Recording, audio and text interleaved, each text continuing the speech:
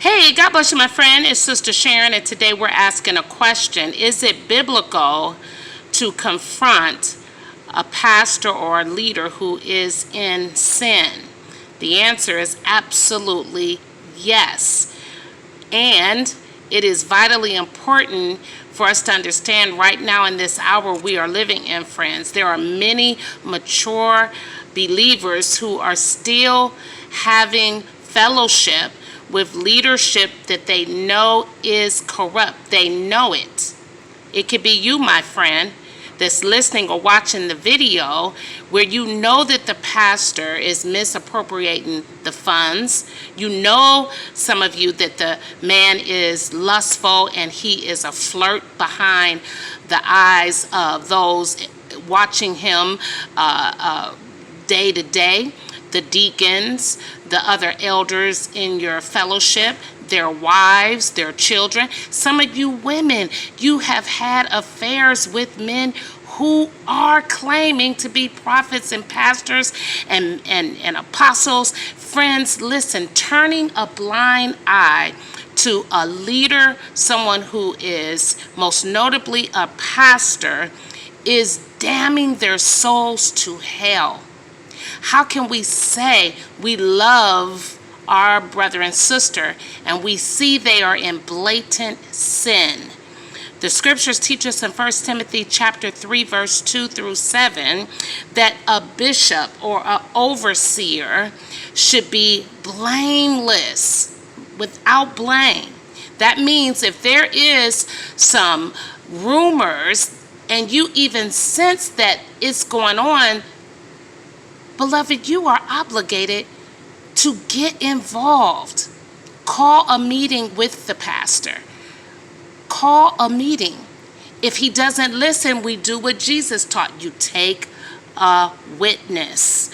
1 Corinthians chapter 5, verse 11 through 13, Paul wrote in the book of Corinthians, 1 Corinthians chapter 5, he said, expel that wicked one. This was a young man who had been said was having sexual intercourse with his in-law, his somebody else's wife. Paul said, expel him, get rid of them out of that fellowship. How much more shall we be aggressive to remove anyone that's claiming to be your pastor? Friends, this is going on so blatantly all across the globe, and you have prophets and prophetess, people who are mature, saying God has not released them yet. Friends, you have made this stuff up. Joshua chapter 7 tells the story of Achan, who stole from the city of Jericho.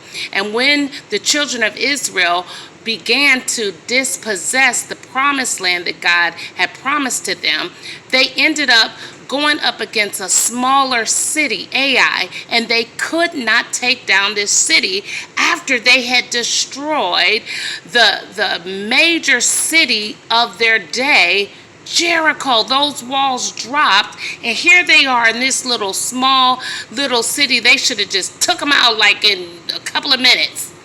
They couldn't do it. And when Joshua sought the Lord, what was told? There was sin in the camp. 1 Corinthians chapter 5, verse 4 and 5. Paul said, turn the person over, deliver them to Satan for the destruction of his or her flesh. Beloved, if you are a deacon, if you are assistant to anyone leading and you know they are in sin, you are a conspirator of their spiritual crimes. Turning a blind eye is condemning your brother's soul to hell. 1 Corinthians chapter 5 clearly tells us how sin, willful sin that is known in any fellowship, should be handled. And the reason disfellowship is not taught or exercised in most churches is because those churches are being ran by men and women whose motives has nothing to do with your eternity, but the temporal rewards that they can get from your membership, how much more shall a pastor, his wife, his children, whoever is in your midst that is blatantly living in sin? Friends, they should be disfellowshipped. They should be sat down, have a meeting, do it the way Scripture teach. If they don't listen, take a witness. Take a witness. It is scriptural, and it is love. Disfellowship is a discipline of love to get that person to wake up and see that they need to get back to the fellowship. It's a discipline of love. Confronting your pastor, see what's happened as I close this exhortation.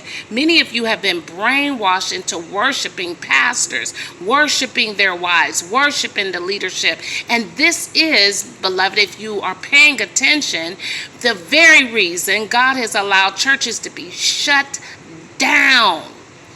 The way churches are being ran is not what God had in mind. You are to worship no one but God. The scriptures say submit one to another. In the fellowship, there is no big I and little bitty you. He or she that has the ear to hear. If you love your neighbor, you are willing to confront your neighbor.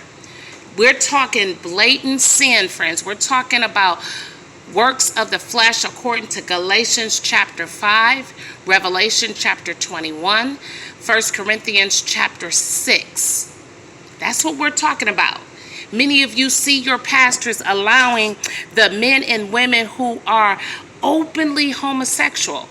You see your pastor using that person's gift, using that person to bring about entertainment when you fellowship. He should be confronted for it.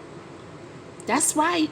And instead, many of you whisper and gossip all behind his back, but you won't go to him. See, love, friends, will say, look, pastor. Or look, you should actually not even be calling him pastor, call him by his name. This is a problem. Allowing sexual provocative women in the fellowship, leading the praise team. Now that everything's virtual and you see a lot of people have gone to camera, nothing's changed. Nothing's changed, friends. He or she that has the ear to hear. God bless us all today.